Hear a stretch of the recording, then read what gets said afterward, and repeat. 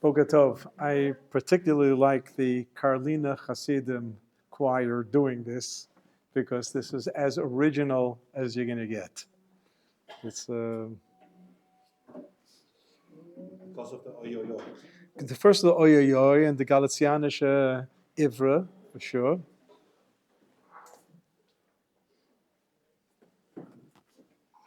It's not an easy tune to. Not an easy tune at all. No. But you get used to it.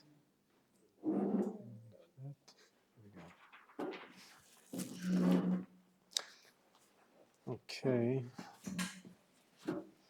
Just got another minute.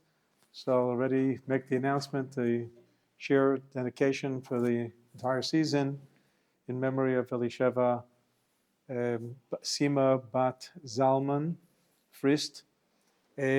Next Wednesday, there's going to be a special program from the OU. I don't have all the details, but Rabbi Shor told me that the regular shiurim on Wednesday will not be taking place, but there will be something here for, as I say, Likrat Chanukah. So take a peek at the Torah tidbits. There should be some announcement as to what the specific program, but I'm leaving to the States shortly, and I'll be away for a week and a half. So in 2 weeks' time, I'll be back, but next week anyway, the shiur was not going to take place, okay? So whatever it is, I'm sure it'll be enjoyable and rewarding to participate. Last week, we began the song Echsof, Noam Shabbat Hamat Emet Hamitachedet B'Skulatecha. Those who came early just heard a Karlina rendition of it. One of the Zmirot that has become in the past years extremely popular amongst the young generation. Like in the older generation, we don't know this song. It's not part of the repertoire. But now in the new benchers, the Zmironim, so it's included. You can actually see it. And we try to give some justice to show that there was tremendous amount of Kabbalistic ideas incorporated into this particular poem. One thing specifically that makes it stand out from some of the other Zmirot, where the other Zmirot spend some time, if not even spend a lot of time, on the Oneg Shabbat facet of Shabbat, Basar v'dagim v'chol matamim, and Shalosh Sudot and everything. Here we have a poem that's almost void of the material side of enjoyment of Shabbat. It is 100% spiritual oneg. So even when the word oneg may be used, it's not used in the sense of Sudash Lishit or 3 Suudot for that matter, as many of the other poems will focus on Lechem Mishnah and other things that are for the enjoyment of Shabbat and so on. Here, Rabbi Aaron Agadol Mikarlin is putting his finger on some spiritual aspect of Shabbat that transcends what's going on in reality. And I think this is like very, very important. We're talking about the third generation of Chassidut. We're talking about somebody who is a student, a Chassid student of the Maggid from Mezrich, who was the prime student of the Baal Shem Tov. So this takes us back over 200 years, where this daily living situation in Poland and Ukraine was not very, very good, putting it mildly. I mean, there were poverty-stricken, there were pogroms, there were all kinds of issues. The idea of coming into Shabbat and putting everything out on the side and somehow living an experience that just transcended the daily existence. I think this was very much on the mind of the early Hasidic leaders, and it certainly shows itself in this particular poem. I'm just going to review, just so we get back on track. Echsof, the kisufim means longing for the sweetness of Shabbat, hamitamemet umitachedet b'skulatecha, which is matim, which is appropriate and unifies with your Am Sgula. Am Sgula is Am Yisrael. So here you have, number one, unity of Shabbat with Am Yisrael. And we're going to see in a moment unity of Shabbat with Torah, and then unity of Shabbat with HaKadosh Baruch Hu. These are Kabbalistic ideas. You know, many of us are familiar in the Sidur before doing some mitzvot, there's a type of Hineni Muchanim Zuman. Many Sidurim have a little of a prologue to Hineni Muchanim Zuman. I'm ready to do a mitzvah, whatever it is, Hineni Muchanim Zuman for benching or Sfirat Omer, but it'll start with L'Shem Yichud Kutche B'richu U'Shchintei. There's something about unification of Kutche B'richu, Kadosh Baruch Hu, and the Shekhinah. The Vilna Gaon was not happy with that kind of language because the word let's unify something about God suggests divisibility. And that's a no-no. You cannot talk about anything about a Kadosh Baruch Hu that's divisible, and hence there is nothing about a Kadosh Baruch Hu that requires unification. Yet the Kabbalists worked on certain frequencies of understanding of Kadosh Baruch Hu, and it would be our job to bring it all together. So in that sense, they talked about L'Shem Yichud Kutchabrichu. Here, we're talking about Shabbat is a unifying factor with Am Yisrael, almost identifying, Am Yisrael identifies with the fact that they keep Shabbat. The Torah identifies with Shabbat. What does that mean? The Torah has 613 mitzvot. So we know that there are several mitzvot that carry an added weight to them, that they're called shkula keneged kol haTorah. They're equivalent to the entire Torah. Shabbat happens to be one of those. So again, the fact that there's identification with Torah in its general sense, with Shabbat in its particular sense, is already mentioned in the Chazal. And the idea that Shabbat is unifying with HaKadosh Baruch Hu, that's pure Kabbalah.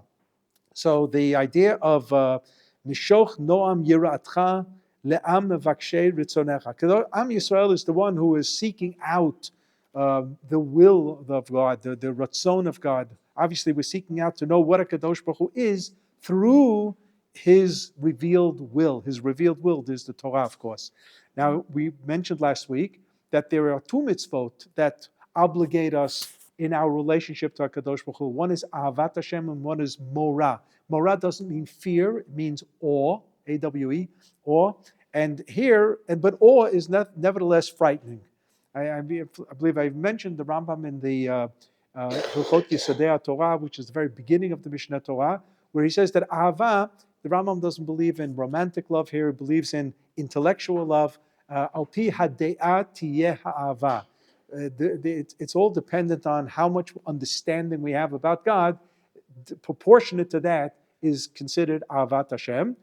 Yir'ah is when we're getting closer and with understanding to what a Kadosh Baruch Hu is, it gives us a jolt back. We recoil because we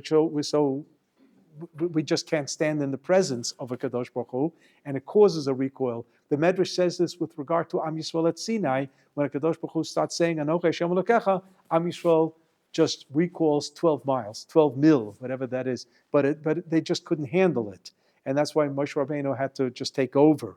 So here, we want to sweeten somehow the Yir'ah factor, where it's something that is frightening, even though it's not the definition of this Morah, but it is frightening, but we ask that the Shabbat should sweeten it. And we'll see at the end of the poem how Ahava and Yir'ah somehow merge together at the end of the day. Kachem b'kedushat Shabbat hamitachedet b'toratecha. Here you see the word that Shabbat is a factor that is unified with the Torah. Ptach lanu noam v'ratzon liftoach sha'arei ritzonecha. We ask Kadosh Baruch Hu to open up the gates of the sweetness and acceptance of the gates of ratzon.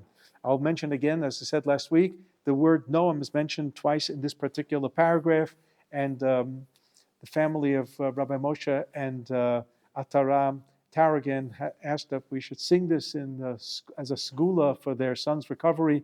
Just this morning, there was another positive, encouraging report of Noam's staged recovery, and Emir Hashem, he should have a refuah shlema and get back to himself. Yeah. Haya hoveh. So we mentioned last week that the Shem Hashem Yud and Hey, the first word of the poem, is God's name in a truncated fashion. It comes from the Milchemet Amalek, Milchamal Hashem Ba'amalek, where it says, Ki yad al kes ya milchama Hashem b'amalek midor dor. So there the word kisei is truncated. It doesn't say kisei, it says case. But Kadosh Baruch Hu is not fully acknowledged in this world as long as there's an Amalek around. So how long is there going to be an Amalek around? Ledor dor, every generation. That means that we're going to have to go through our parshiot of Amalek, not just by reading it on Parshas Zohar, but experiencing it. I think we know exactly what this is in the last year and a half. We have a full flavor of this. So we're asking Kadosh Baruch Hu, we want that Kadosh Baruch Hu's name should become complete once again. So complete once again is the Yud Kei Vav Kei. So I mentioned that Yud Kei Vav Kei, the Rambam tells us in the Moreh Nevuchim, is a contraction of three words, Haya Hoveh V'yeh, which means eternity, eternal. Haya Hoveh V'yeh is the Yud Kei Vav Kei. So what the Aharon HaGadol Mikarlin does here, he spells out 2/3. He says Haya Hoveh, which is reference to Kadosh Baruch Hu, but so far it's only 2/3, but it's a lot more than the Yud and the Hey. He's building a Kadosh Baruch Hu's name, and if you look at the third paragraph, it's going to be V'yiyu. So he gets the Yeh in like as we progress in this poem, HaKadosh Baruch Hu's name is growing to utter completion. Now we ask that HaKadosh Baruch Hu should guard those who are waiting for the coming of Shabbat. And I mentioned last week that the Yemenites have the custom, based on a Rambam, to sit on Erev Shabbat and with a talus over the head and wait for the Shekhinah to come in with Shabbat. Most of us don't do this, but Yemenites still go to shul Friday night with a talus, and some of them even over their heads. I'll mention that one of the last drashot that I heard from our Rebbe Rav Soloveitchik of the yard side of his father, Gimel Shvat, was in 1979, half a year before our Aliyah, and he spoke about Kiddush on Shabbat, and he was talking about the difference between the Kiddush Friday night and Kiddush in the morning, and I remember him saying, I know that all of you, it meant 3,000 people in the audience, I know that all of you are Shomrei Shabbat, but many of you are not Shomrei Erev Shabbat. And everybody's looking at him like, hey, what exactly are you talking about? And the Rav explained that you're not supposed to just fall into Shabbat. The Rav knew very well, especially in the winter months, where people come home, because you're able to leave their work early because of Shabbat. Everybody would normally leave at 5 and they're leaving at 3. And if they're coming to shul Friday night at all, it's with the hair dripping from the shower. And you can see that it was a rush job. And the Rav said, this is missing in American Jewry. They're not Shomrei Erev Shabbat. But in Eretz Yisrael, he said that you actually do have this business. You feel Friday afternoon, you feel it. Even in the non-religious sector, you see it. Things already are closing down. The stores are not open anymore. People are walking with bouquets of flowers and to get last-minute things to get done for Shabbat. There's more of a sensation of Erev Shabbat here in Eretz Yisrael. It's true. Yeah, it's absolutely true. So you have this business of Shomrei u'mitzapim Shabbat kochecha, waiting for Shabbat. And we're going to see in a moment the Gemara in the Masechet Shabbat that talks about the quality of waiting for Shabbat and what the rewards are. But let's just continue in the poem. How are we waiting for Shabbat? Ke'ayal tarog al efikei mayim Kei nafsham tarog likabel noam Shabbat hamitachedet b'shem kochecha. This is a quote straight out of Tehillim. I have from Tehillim. It's source number 4 on the second page. Tehillim Perek Membet. Ke'ayal tarog alefike mayim, like the deer that's just waiting to get that water in. Kein nafsho tarog elav elukim. That's how we are longing to just drink in God's presence. And here, so what the Rabbi Aharon HaGadol Mikarlin does with it, he takes most of that pasuk and he says what we're waiting for is l'kabel noam Shabbat hamitachedet b'shem kochecha. The Shabbat is unified with your holy name. So it's basically an expression of that pasuk in Tehillim Perek Membet, but applied now to Shabbat and waiting. It's like, have a guest coming, so you're sitting at the door waiting for the car to pull up or a taxi to pull up, and so on. I once had a situation 2.5 years ago when I was in Boston for that semester, and there was a big snowstorm. And of all things, my son with one of my other sons came to visit. He flew in that Friday, and they had to take a train because of. I'm telling you, I was standing outside the house 3 minutes before Hadlakat Nerot, waiting for that cab to pull up, and it did, with the Shabbat. That's right. Hatzel me'acharei lifrosh min Shabbat. Not only are we asking Kadosh Baruch Hu to protect those who are awaiting the coming of Shabbat, but also to protect those who are not interested in Shabbos leaving. So last week I told you that in Bells, they would say, finish Shabbos at 11 o'clock at night, and the Malach at Gehenim was asking if they said V'urachom yet in Bells. The Bilibilti tiyeh sagur mehem shisha yamim hamikablim kedusha mishabat kochecha. So last week we went into the Zohar that showed that all the 6 days of the week nourish from some type of spirituality of Shabbat, and therefore we know we're going back into the weekday, and going back to the weekday is a tough business. He realized it, and he's asking that Kadosh Baruch Hu should protect us, a special protection, that we should enjoy some spark of Shabbat even on Sunday, Monday, Tuesday, Wednesday, Thursday, Friday. Hamekablim kedusha mishabat kochecha, and then he gets into the line that we say, and the four davenings basically, Ma'aravit, Shacharit, Musaf, and Mincha on Shabbat, v'taher libenu libam le'emet u'be'emunah lavdecha. Of course, what with the language in the davening is v'taher libenu lavdecha be'emet. And I mentioned that Rav Lichtenstein Zatzal wrote an article in the book called Siach Yitzchak in memory of a soldier from the Yeshivat Har Etzion who fell in a terrible accident in Alon Shvut in a military exercise, that Shabbat also has requests. You think that we don't request anything because the core of the weekday Shabbat is conspicuously absent of our Shabbat davening. He says, no, there is a request, but the request is on a different realm. It's on a different frequency. It's the request of spirituality. V'taher libenu lovdecha be'emet, and that is what we're asking for here in the Echsof. And then he goes on to, V'yu rachamecha mitgolelim al midatecha. Kadosh Baruch Hu should, in a sense, roll out his compassion on with your midot. Now, many of us have this in parenthesis in the bencher, even in the tape of the song now, this line is somehow skipped for the next line that was repeated 3 times, V'yu rachamecha mitgolelim alam kochecha, that God should roll out his compassion on his holy nation, lahashkot tzme'ei chasdecha, to irrigate us with the waters of his chesed. Where does the water come from? Minahar hayotzei me'eden, from the river that leaves Gan Eden. Now that's straight out of Bereshit.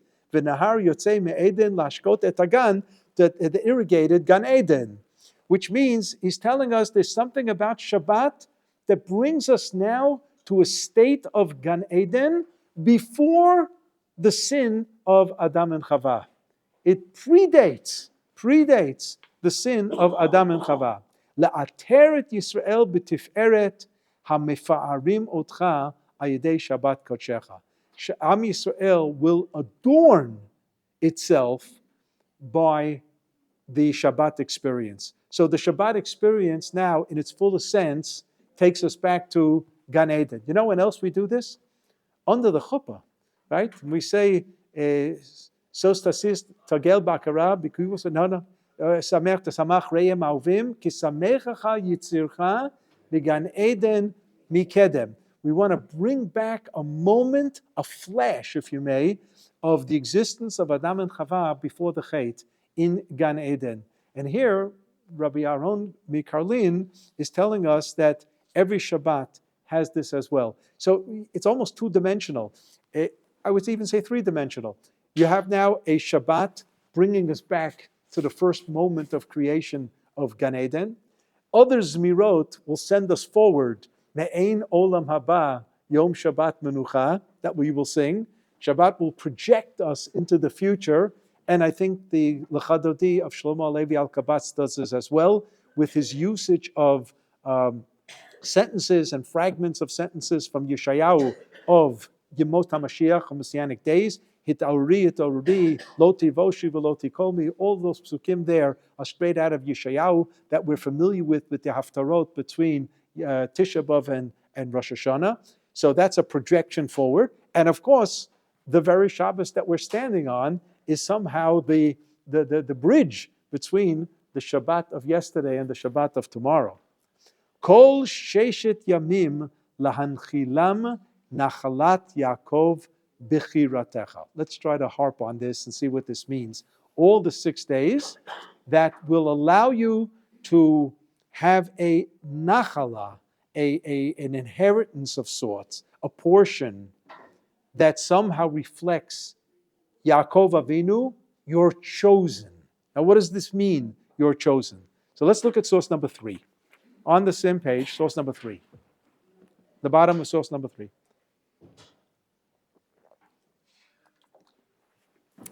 The Gemara says in Masechet Shabbat, Kuf Yudchet, Omer Rab Shimon ben Pazi, Omer Rab Yeshua ben Levi, Mishum bar Kapara. We have a tradition here from Rab Yeshua ben Levi in the name of bar Kapara. Kol mekayem shalosh sudot b'Shabbat, nitzol mishalosh puranut. This sounds good. If you're careful about having 3 meals on Shabbat, and you have to realize that usually people ate 2 meals a day, and the Rambam tells us parenthetically the first meal at 10 in the morning and the second meal at 4 in the afternoon. And he says then breakfast at 10 is the most important meal to get you going. That's what he thought. Okay, beseder. But here we're talking about 3 meals on Shabbat. You will be protected from 3 difficult situations. Puranut, I would say here, one is mechevlo shel Mashiach. Mechevlo shel Mashiach means that in the ushering in of the Messianic era, they're going to be birth pangs and they're going to be painful. Well, the only problem is, OUisrael has gone through a lot of pain the last 2,000 years. So when are the birth pangs? Was it the Shoah?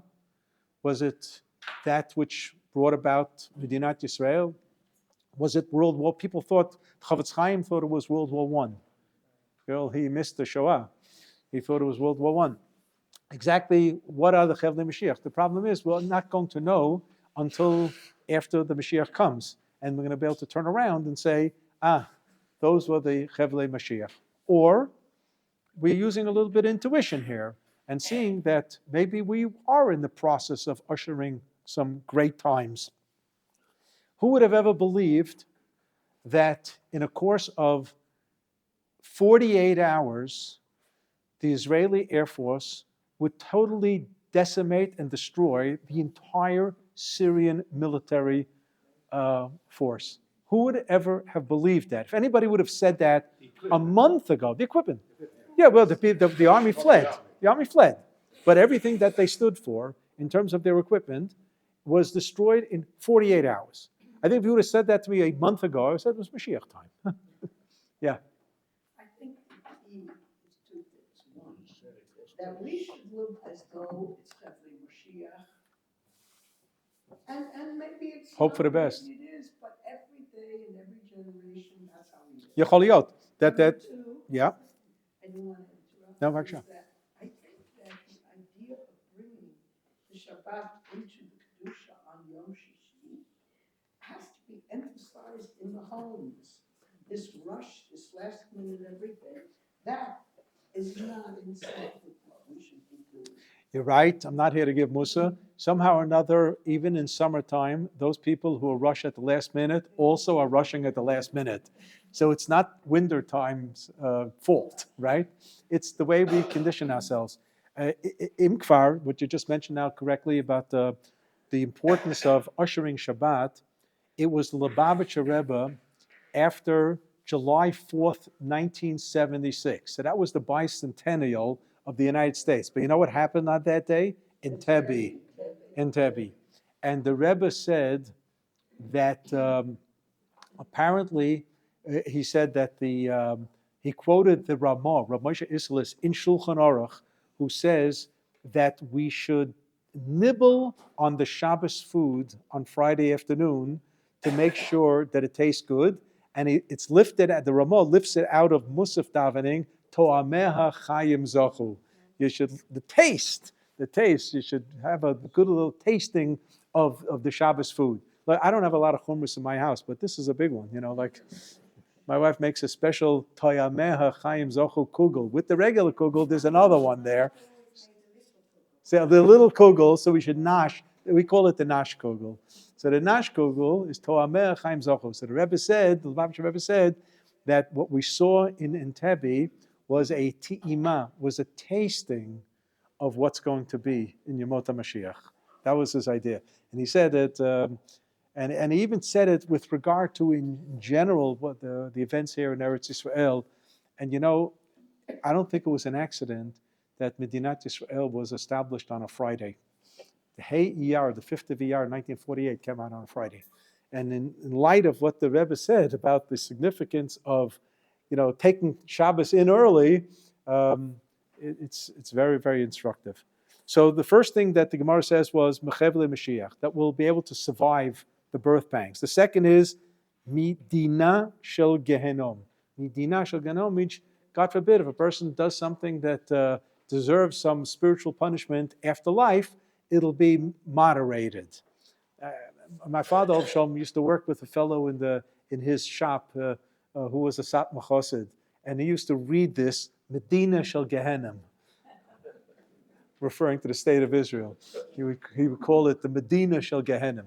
But okay, so you have to realize where he was coming from. But the proper pronunciation is Medina Shel Gehenim, from the din of Gehenim, right?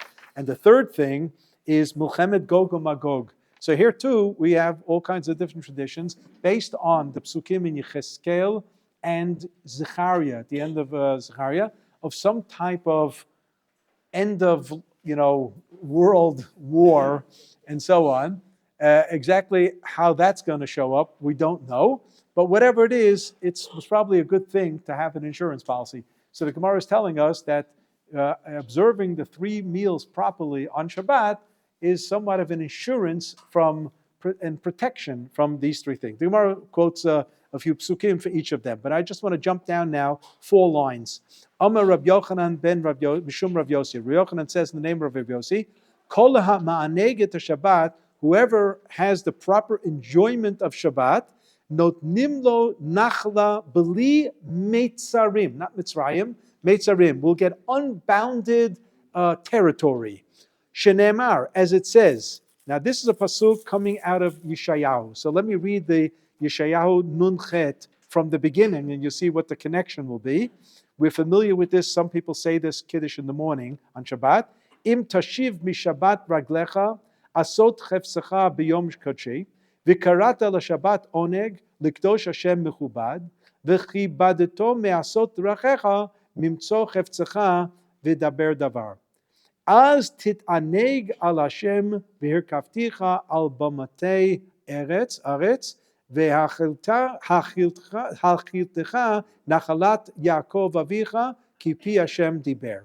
There's something about the observance of Shabbat and a reward that has something to do with the Nachla of Yaakov. So let's see this in the Gemara.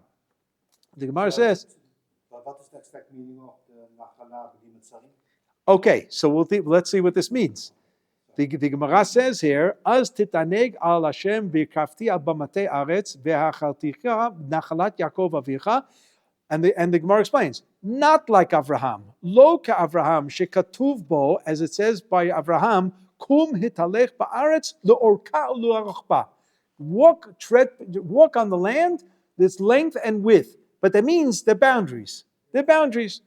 And also not like Yitzchak, shekatuv bo ki lecha uzaracha etein et kol haratzot el. You'll have all these lands. These lands means it has a beginning, it has an end.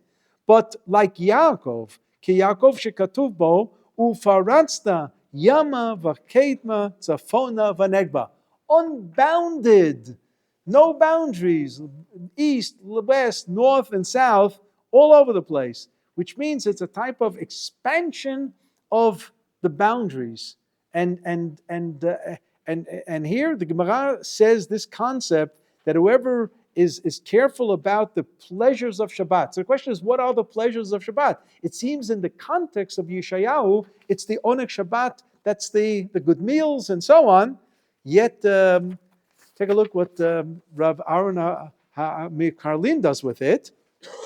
And he says, להשקות צמאי חסדך מנהר היוצא מעדן, לאתר את ישראל בתפארת המפארים אותך על ידי שבת קודשך, כל 6 ימים להנחילם נחלת יעקב בחירך. What he's saying is that there's going to be, he's translating this oneg as being a very spiritualized oneg Shabbat, and this indeed will be the, let's just say, the fulfillment of HaKadosh Baruch Hu granting us boundless territory. Boundless territory can only be spiritual. Because once you talk about the physical world, there must necessarily be boundaries. And to Avraham and Yitzchak, there were defined boundaries. But to Yaakov Avinu, there was something that is told that your children are going to have something that's boundless. And we're not talking about territory here. We're not talking about territory. And the idea that he refers to Yaakov as Bichirecha, so take a look at source number 6. Source number 6, it's from this week's parasha. In Parashat Vayishlach, it says, Vayira Yaakov me'od vayetzer lo. Yaakov Avinu was afraid. Why was he afraid? Because Echsof is going to attack him when he comes back to Eretz Canaan. And he even splits. He says, Im yavo Esav al machana achat v'yikau v'yavo machana v'nishav v'leita. If I let's just split the camp. So if one part is attacked, at least another is going to be able to flee. This is typical galut mentality. Typical galut mentality. We're going to get it over the head. So let's have a strategy of security and so on. So Chazal say about Yaakov Avinu, why was he panic-stricken? Why? I mean, HaKadosh Baruch Hu assured him that it's going to be okay. The end of Parshat Vayetze. So Rav Pinchas B'Shem Rabbi Reuven in the Medrash says, Shnei b'nei Adam, 2 people, Hiftichan HaKadosh Baruch Hu, Kadosh Baruch Hu assured them, and nevertheless, V'nit Yaru, they were afraid. Who were the 2? One was the Bachir or Bachur Sheba Avot, the choice of the forefathers, and the others was the choice of the Nevi'im. Choice of Nevi'im was Moshe. So we're not going to get into where Moshe was scared. You have that in Parshat Shmot. But the Bachur Sheba Avot is Yaakov. As it says, Ki Yaakov Bachar Lo Yisrael, and he is the chosen one. V'amar lo HaKadosh Baruch Hu, V'hine anochi imach, u'besof nityarei shenemar v'yira Yaakov. You see, HaKadosh Baruch Hu assured him, I will be with you, and so on. Nevertheless, at the end of the day, Yaakov Avinu was feared. So this requires a lot of elaboration, but I'm just bringing this medrash to point out that Yaakov Avinu, from the 3, Abraham, Yitzchak, Yaakov, is the chosen one. And this is, to this end, Rabbi Aaron Kalir points out, Nachlat Yaakov Bichirecha, in the Pasuk in Yeshayahu, it says Avicha. And he changes it from Avicha to Bichirecha, and he integrates this theme of Yaakov Avinu being the chosen of all of the forefathers. And the truth of the matter is, it's pretty simple why he's the chosen. Because Am Yisrael doesn't come out of Avraham. You have Yitzchak, but you also have Yishmael. And Am Yisrael doesn't come out of Yitzchak, because there's also an Echsof. So Chazal say on the Pasuk, Ki bi Yitzchak yikarei lechazara, bi Yitzchak v'lo b'chol Yitzchak. Part of Yitzchak will come out, and that will be Yaakov. But from Yaakov came out everybody. All the 12 Shvatim, they are the ones who are becoming Am Yisrael. So therefore, he has the title of being the Bechir. And that phrase, Nachlat Yaakov Bechirecha, let's take it down to the next stanza now. Hashabat Noam Haneshamot. Again, the word Noam appears. I think it's the 4th time already in this poem. Hashabat Noam Haneshamot, V'hashvi'i Oneg Haruchot, Ve'eden Hanefashot. What is this? These 3 words are very, very critical. Nishamot, Ruchot, and Nifashot. It's the last stanza of the poem. The last stanza of the poem. Hashabat Noam Hanashamot, Vashvi'i Oneg Haruchot, Ve'eden Hanefashot, Lit'aden me'avatecha v'yiratecha. So the idea of Lit'aden, to sweeten the love and the awe. this is the unification of Ahava and Yirah, where somehow Shabbat will allow the closeness to HaKadosh Baruch Hu in spite of Morah. It will be Ahava and Yirah merged together. But what does he mean when he's saying HaShabbat Noam HaNeshamot, one HaNeshamot? The seventh day is Oneg HaRuchot, two, Ve'eden HaNefashot. There are three degrees in Kabbalistic literature of our spiritual existence. And they are the Neshamot, the Ruchot, and the Nefashot. Exactly what they mean, I'm not 100% sure. I'm not sure how to elaborate on this, but it is clear that the author is tapping into this Kabbalistic idea of the Nefashot, the Ruchot, and the Neshamot, the Ruchot, and Nefashot. Somehow human existence on its spiritual side is divided into three. And all three Shabbat attaches itself to. So therefore there's a total attachment of Shabbat to all the spiritual sides of human existence right here. And therefore, anybody who is at that level already, Shabbat Kodesh, Nafshot Yisrael, Bitzel Kenafecha Yechsayun, will be protected by the shadow of HaKadosh Baruch Hu. Yirviyun Mideshen Beitecha, will be able to have pleasure from. Deshen usually is something that's fertilizing, which means that which is rich, the richness of one's house. Where does he get this pasuk from? So flip the side again to the last source in Tehillim Lamed Vav. Ma yakar chazdecha Elokim ubni ha'adam ketzel kenafecha yechsayun yirviyun mideshen beitecha v'nachal adanecha tishkam. You have here David HaMelech saying that we can live under the shadow of God's wings, B'tzel Kenafecha, to be protected. That's B'tzel Kenafecha Yechsayun, and Yirviyun Mideshen Beitecha. So he's lifting these two wonderful ideas of being under Kadosh Baruch Hu's protectorship. Happens every single week, and that's how he's ending the poem. He's ending the poem that we need this. And you know when we say this, Tzel Kenafecha, well, we say Tatal's Yefeh. Every night during Ma'ariv in Hashkivenu, Uvutzel Kenafecha Tastirenu. Tzel Kenafecha is we need HaKadosh Baruch Hu's protection. We need that protection. And saying it at nighttime is particularly important because nighttime was always dangerous.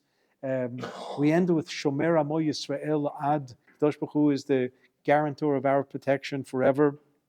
It's no doubt that the ending here is of extreme importance.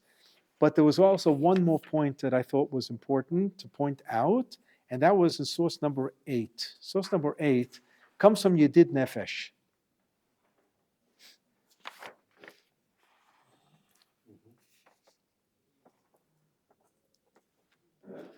From Yedid Nefesh, right? It's one of the stanzas of the Hay from Yedid Nefesh. It says, Hadur na'ez ziv ha'olam, nafshi cholat ahavatecha. That phrase, nafshi cholat ahavatecha, is used here in the second to the last line of the Echsof. Shomer Shabbat Kodesh, nafshi cholat ahavatecha. It is possible. It is possible. Yedid Nefesh was written by somebody, his name is Rabbi Elazar Askari, and if I'm not mistaken, it's from the Middle Ages, 3rd or 14th century, which means there's no question that Yedid Nefesh was already known by the 18th century Rav Kalir.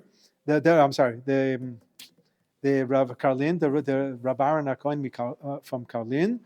And he simply lifted out of context the idea of nafshi cholat avatecha. It's a quote. It's just transposed from the Yedid Nefesh, and it's put here. So he's not the author of it. He borrowed it. Could it be that two people, nafshi cholat avatecha, is no, it's Shir Shirim I have in source number 7, where you have the idea of cholat ahava. So it's not an exact quote. Samchuni ba'ashishot, rabduni b'tapuchim, ki cholat ahavat ani. Means love sick. And even the Rambam uses it in Perek Yud of Hilchot Tshuva. That's from Shir Shirim of what it means to be love sick. And there's no question that he's tapping into that too, except that I'm pointing out that the phrase nafshi cholat avatecha, these 3 words, are from the poem Yedid Nefesh. And whether he did a cut and paste, as we would talk about today, or he thought of writing those words all by himself, I don't know. But it's been suggested that he lifted it out of the Yedid Nefesh. Possible. Yedid Nefesh made it up. The author wrote it. The idea of lovesick comes from Shir Shirim, Perek Bet, Pasuk Hey, which I have on source number 7. The idea of lovesick, which is idiom. It's an expression, obviously, of just falling over for being close to Kadosh Baruch Hu. The Rambam uses this idea of lovesick, where he talks about the word tamid, the everlasting, being close with Kadosh Baruch Hu.